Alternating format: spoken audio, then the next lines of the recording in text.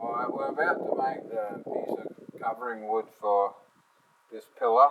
Originally it came with plastic. It doesn't look that good. The clips on here are absolute terror to get out. Ended up just kind of cutting some of them and catching the pieces. We found this about 10-foot piece of 1/2 inch by 7 inch wide poplar at one of our local lumber yards. It's beautiful poplar. It's 1/2 inch thick. Now the reason I wanted a thinner wood is because there's a concave here. This pillar actually is higher out at the front and higher at the bottom and lower in the middle. So if I have a thin enough wood, I can actually pull it in and follow the shape of the curve and act as a cover. We're doing a bit of industrial look, so we don't care that some things like these screws and things are showing. And we are, as part of our build, going to have some original segments of the silver showing. So it's not about covering every aspect of the original van and making it look like $1 million RV. So one of the problems we did have was with this screw. We didn't know what size it was, and we couldn't find out even from our Ram dealer. So we ended up tapping it out to 12mm 1.5. And one of the reasons I find this screw hole important is we're going to put 2 rib nuts here, 2 rib nuts there, and 1 rib nut down here to hold this on ultimately. But by utilizing this bolt, and I'm putting one of the old D shackles in from the floor I got spare, just to make it look complete. But it's nice to have this large bolt to pull in that poplar and make it curve. Now, originally it started as 1/2 inch. I've run it through a little planer, a DeWalt 12-inch planer, and I've taken a bit of a 1/16 shaving on it, so this is actually a little bit thinner than 1/2 inch. Right now it measures 39 inches, which is about right to take it and put it in the bed area here and almost go to the bottom of the bed and go up here. Now the problem is it needs to be cut to an exact length. There's an exact length where it just goes in underneath the high part here and just goes above the high part at the bottom, and that's close to 37 inches based on my build, and that leaves the minimum gap here that's easily able to pull in. So right now I'm going to sit this in place. We're planning to have it finished with the top of our panels, so it's going to continue that top look. Down here we just want it to cover as many of the holes that are hidden in the sheet metal behind the panel, but we're going to just curve it a little bit, draw on it, make some curves, make it look nice, and then I'll show you after that how I locate where all the centers of the screw holes are using a neat little trick that'll help us locate exactly where the screw holes are. So that's what we're about to do. We're about to shape this and mount it. Alright, so I've cut the piece to 37.5 inches long, but it actually 37 looks like it's going to be the ideal length. Where we run into problems is just below this hole here, just the 2 holes in the pillar.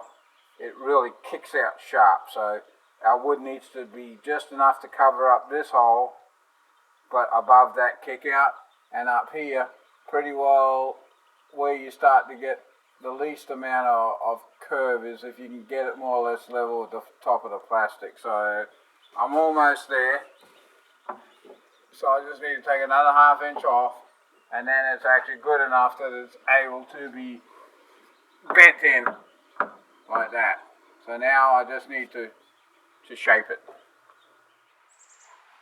We're going to utilize 5 holes. We're going to utilize this square hole.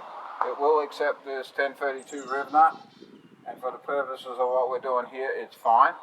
And we're going to utilize these 2 holes above this funny cutout, and these 2 holes here, and we will use the large one that we've tapped out to 12mm 1.5. That's going to be all that's going to be required to hold this panel in. We'll show you a video of the completed panel on the other side after we're done.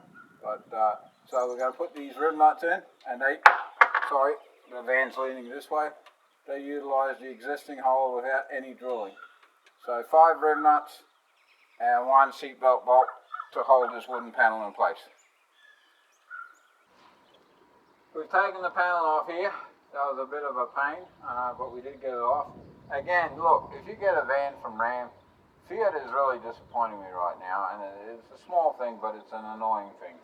We've taken this panel off, and again you can see here where they've drilled the holes terribly. They've drilled one hole on top of another hole. They've pulled and stretched the metal. Over here there's another hole. And if we actually can look inside here, there's actually metal filings from where they drilled the holes. They just left them. We've been vacuuming them out as we go, but that's terrible. I mean, bloody hell, they couldn't try and prevent a little bit of rust, so check for all that. Unfortunately, we can't access the bottom anymore. We did vacuum it out when we were doing the bottom panels, but we're going to go in here and try and remove as much of the metal filings.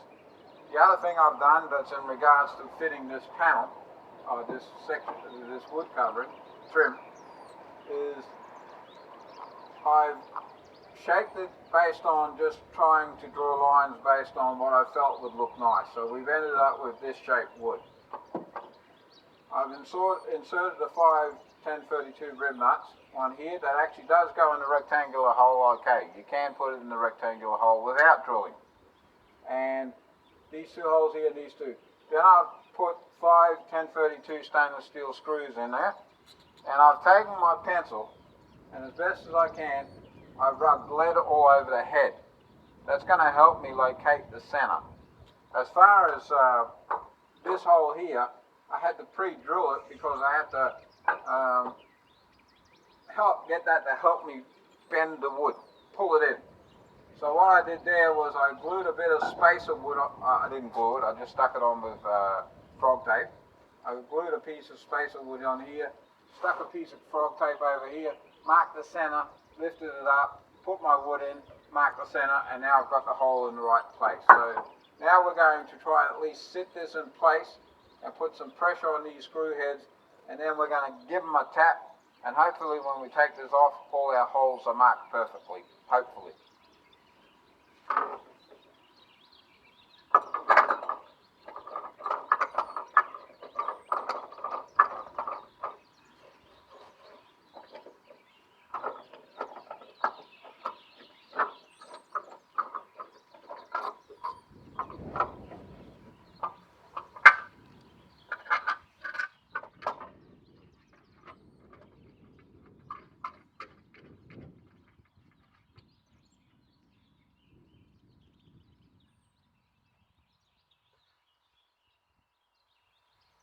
I'm just checking my alignment, got it so it looks reasonably straight up and down on the pillar edges.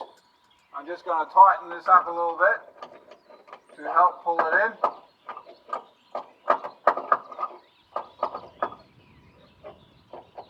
Now it's basically almost touching all of the screw heads. I got them sticking out a little bit to help me locate the screw heads. Alright, that's about all we're going to do for now. So we've got 2 screws here. We're just going to check alignment one last time.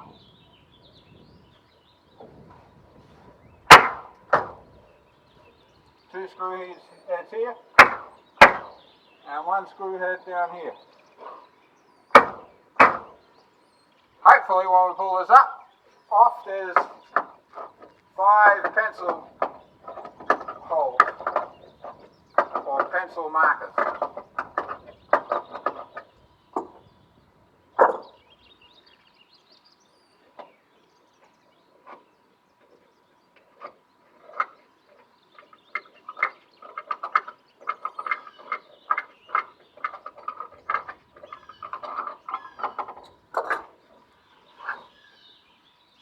And sure enough there is. I don't know if you can see that on the camera, but you can see this, the Phillips head imprint here, Phillips head imprint there and there. All 5 are marked perfectly. So now what we're going to do is go outside, drill a small pilot hole right in the middle. And be careful because you're going to go out through the front, which is your finished surface, which you want to keep nice. So you want to use a really small pilot drill, so if the wood does tear, you'll cover it back up when you drill your larger hole from the front back through. So that's what we're going to do. We're going to go and drill 5 pilot holes and take these screws back out and we'll get ready to mount this thing finally.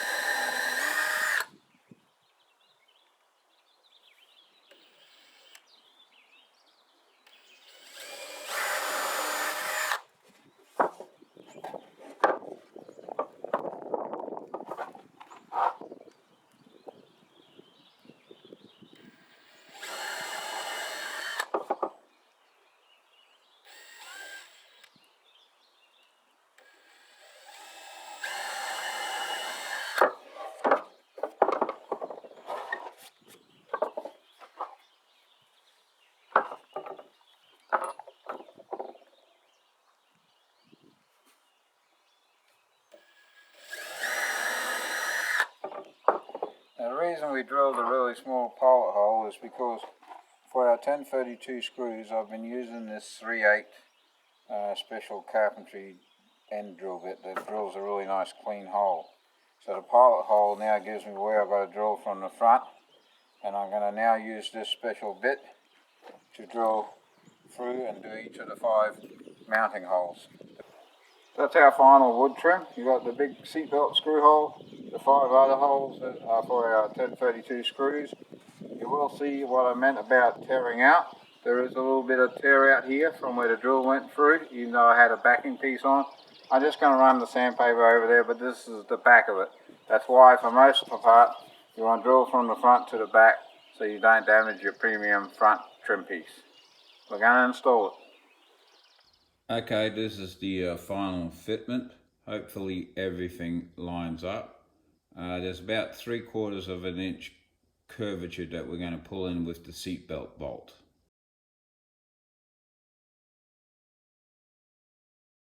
It does look like all my holes lined up, which is awesome. So we're just going to pull it in a little bit and get the other screws all started.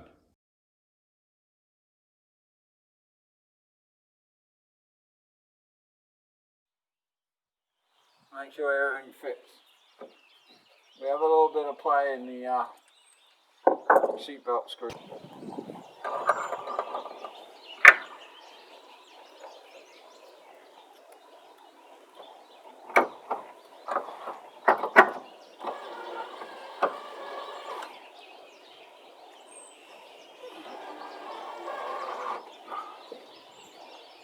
You can see I had to push it in a bit to get the screw to reach.